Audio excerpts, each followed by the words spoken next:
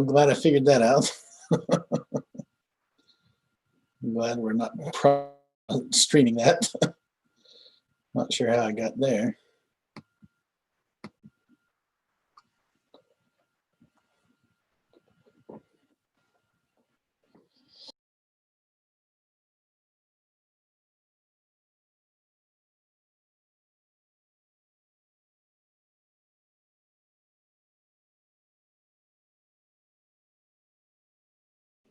I guess we're going to have less than 20 minutes, right? You muted, Jeff.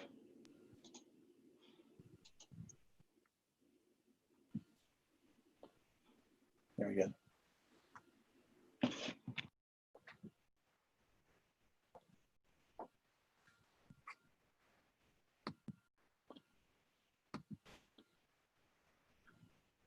Minutes, right? Okay, we're on. We're streaming. Muted, Jeff.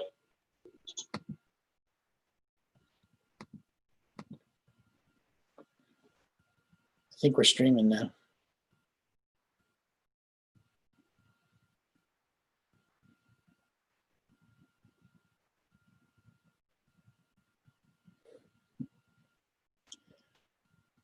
Right.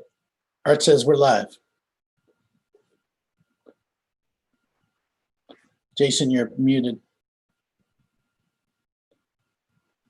It's not coming through on Swap Card, but let's get started. Hello, everybody. My name is Jason Bivens. I'm the general manager for DATAMARK. We're a public safety GIS company that serves the public safety community around the nation. And we're here today to talk to you about how Placekey can really have some crucial impacts on the public safety GIS data. And with me, I have Robert Murphy, who's our Director of Business Development. Bob is a longtime 911 director and has grown up in the public safety arena. Ashley Buzzeo, our Product Director for BEP, who is a GIS expert and comes from the higher education environment. Jeff Ledbetter, Public Safety GIS expert, who comes from public safety GIS background. And myself, I am a longtime 911 director also in large metropolitan 911 centers. So with that, we'll just kick it off. We're going to do a panel discussion. Hopefully we are interactive and you can ask some questions, which we're monitoring. So feel free to ask away. Bob, let's start with you. When we think about emergency response and mutual aid response, how do you feel like this idea, this Placekey, can really help assist the public safety community? Yeah, thanks. So I think it's an incredible opportunity for us to leverage, right? In a public safety environment, whether you're working inside the PSAP, whether it's a field responder, you know, any piece of that down to business analytics, the one key piece of information for us is really that location information. You know, in the public safety arena, currently we're relying on AI, supplemental location information. We're also relying on the data behind all of that to provide us good analytics and to help us make informed decisions on location and data integrity. So I think from the Placekey perspective, what really excited me about that was, you know, people and types of occupancies change quite often, and they move about. And the one challenge that we have, whether we're in a PSAP or we're responding, is what was there that's no longer there, right? And what's now there in its place. And I think the Placekey approach with the consortium of data experts and geospatial leaders that have come together in this atmosphere is really going to provide us a tool and some additional data set to make some very informed decisions based on current data and location information, but also, as you heard earlier in some of the previous presentations, is we're going to be able to kind of go back through and see the historical side of things. You know, I look at things from my time in a PSAP, or I look at times as a field responder. You know, I always remembered, you know, growing up in an area that it was, you know, maybe Mary's Bakery was here at this location, and over time that time has changed. And as we know, fielding 911 calls, you know, a lot of folks will recognize places and locations based on names. And traditionally, I'm sure everybody has heard it of, oh, remember where Mary's Bakery used to be, right? Make the left right there. We're the second unit on the right from that perspective. If that place has changed and you have a new responder specifically looking at those mutual aid aspects, you have a responder coming in from a mutual aid entity or a large disaster or a catastrophic event, that you may have resources coming in from outside the location, outside the state, that by placing a unique location identifier such as Placekey's initiative, it's really going to, and to use Placekey's terms, it's going to unlock data, data location for us. So I think that's really the big push for me, and why I rallied around the Placekey initiative. And I think it's going to be incredibly important and provide some great information for our public safety responders. Thanks, Bob. And with the idea of the world we're living in right now with COVID and a huge pandemic response from emergency services, emergency management, and that doesn't stop the disasters that we continue to face, natural and man-made disasters. And so there's just so much out there to so much powerful information that could be connected to really help the citizens that we serve, help the first responders with more information. Information is power. Jeff, could you talk a little bit about the big picture perspective and maybe give an example, a real life example of how data could really help from an emergency perspective? Yeah, absolutely. So the public safety aspects of GIS, GIS is a fairly new technology to public safety. It's gaining in broad adoption. But the thing that has held up its adoption is the fact that emergency responders need analytics, and they need answers, and they need data fast. And so the answer to that in the past has been to create as much of that data as you could in a pre-compiled way, and so that when the question is asked, you can do the analytics as fast as possible. And the challenge with that is that as you create that in a pre-compiled way, it begins to age the second it's created. And what Placekey can enable are faster analytics, faster joining of current data sets, kind of on the fly as much as possible. Now in a 911 in a 911 setting, the need is ultimately very urgent, and so the data has to be pre-compiled. It has to be maintained in such a way that it's as updated as possible. But there are some other sort of analytics as incidents unfold in a less sort of urgent way.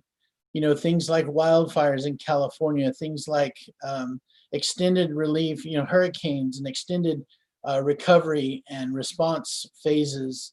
Placekey will become invaluable, and it will aid GIS folks to help decision makers support their decisions with data and analytics as they need it. And so you asked for an example. A great example was an EOC deployment I was involved in Southern California, where the power went out across a major metropolitan area. And the most sought after data set that in 2011 that came up there was some critical infrastructure data about gas stations that had generators. Because the questions they were asking is, where do I need to send the fuel to keep the generators running so that critical infrastructure can remain in place and functional? And it came down to this key data set. Well, within that EOC, there just weren't data sets that had that already compiled. What we would come to learn in the after action report is that those data sets were available then, and are now in private hands, in business alliances and places where private industry has come together so that they can serve the citizens in a time of need. What they've been able to do since then is compile data sets, but the concept of adding a place key to each of those data sets would allow us to quickly join those private databases with the government databases about address and other location data that's relevant to the disaster at hand, do the analytics very quickly, provide the answers to the decision makers that here are the places you need to provide the diesel so that the generators can run, so that people don't run out of gasoline and they can get home safely despite the fact that the power is out all across the city. So that's one good example from my past where Placekey would have made a major difference. Yeah, I mean, that's a great example, Jeff, and really exemplifies not only just first responders, but how it could be really powerful data that could be published for the public. Ross Epstein, one of our colleagues from SafeGraph and the Placekey initiative, recently did a blog in Geospatial World titled, "It's Time to Agree on a Universal Location Standard." And in that blog, one of the things he said is in that world, the one that Placekey intends to build, location data will no longer be disparate. It will be unifying. Can you maybe talk about that and talk about how that connects to what we do? And maybe Ashley can join in and talk about also how our product really ties in to helping public safety communities get their data to the point that it needs to be.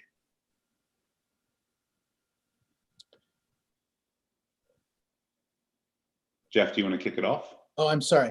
I thought you were asking Ashley a question. I'm sorry, give it to me again.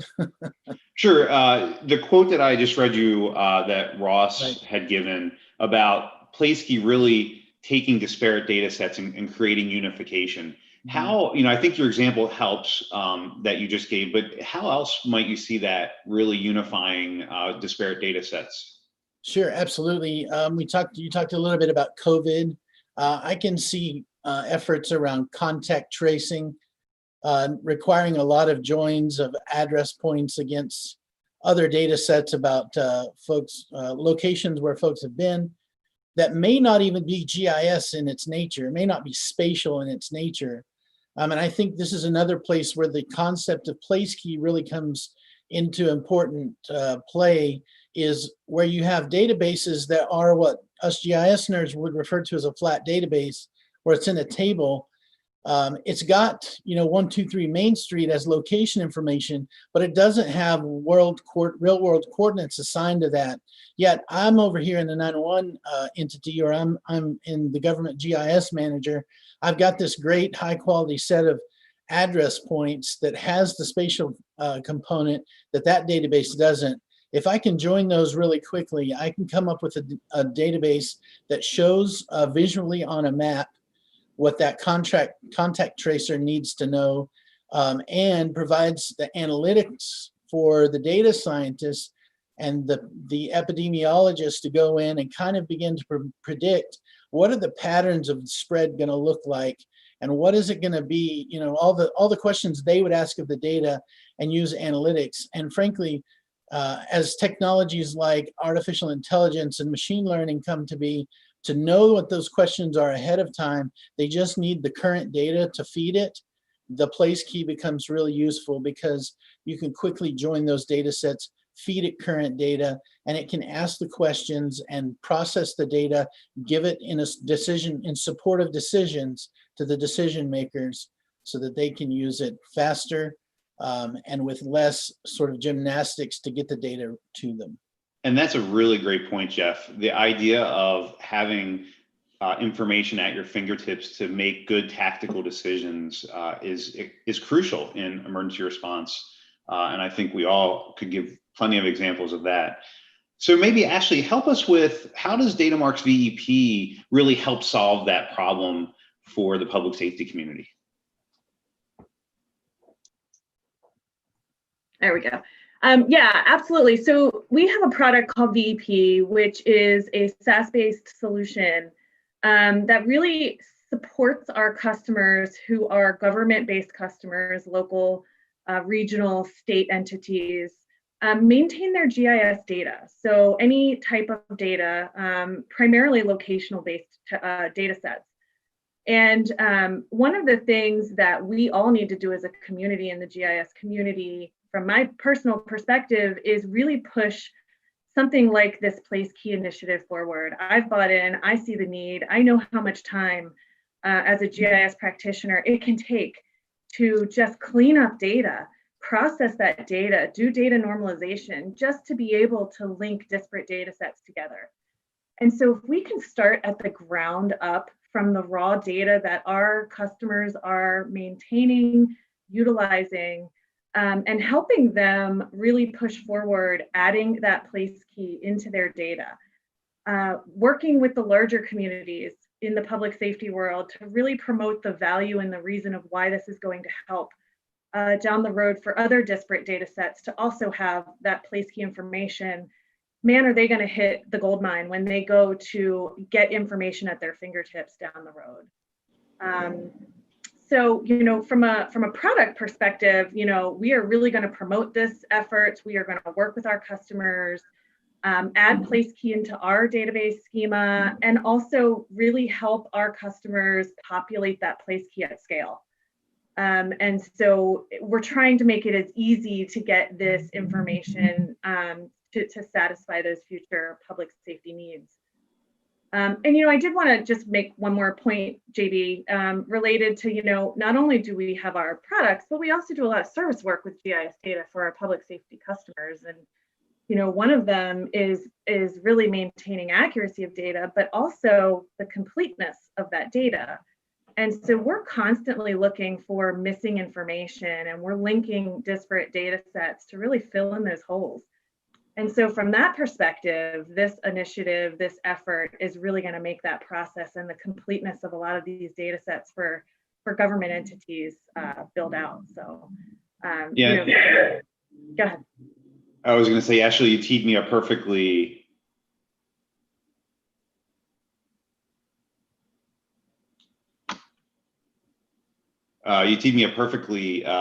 To ask my next question, which was going to be to Bob, and that was, Bob, we like to talk about unlocking public safety data intelligence here at DATAMARK, and we do that through really empowering our clients to help them not only maintain and remediate their data, but also grow their data and help connect their data. Can you give us some examples of maybe where we're doing that and how that could be really powerful? And again, thinking about the whole idea of collaboration as we move forward. Yeah, absolutely. I think from a public safety perspective, a lot of what Jeff has talked about and Ashley has talked about really goes to the initiative of leveraging data to make those decisions, right? Coming out of the 911 world, we held our data close to our chest, right? It was our data. We were the authoritative data set because we made the public safety decisions based on that data, and you couldn't have it, right? As we transition, in specifically in 911 into this next generation world, we recognize that we're going to use all different technologies, all these different data sources. We're moving into this the IoT world for the public safety perspective. But growing the data quality, the data completeness is going to be critical to that. And I think some examples of that is when the one thing we've done successfully with a lot of our customers, specifically in the southeast portion of the country, the west, the mid-Atlantic, right through middle America, is through workflows and through introductions of introducing folks to data stewards across, we'll kind of say across the aisle. Right, introducing the 911 leaders to the GIS leaders and GIS practitioners, introducing them to third-party data providers to make more informed decisions.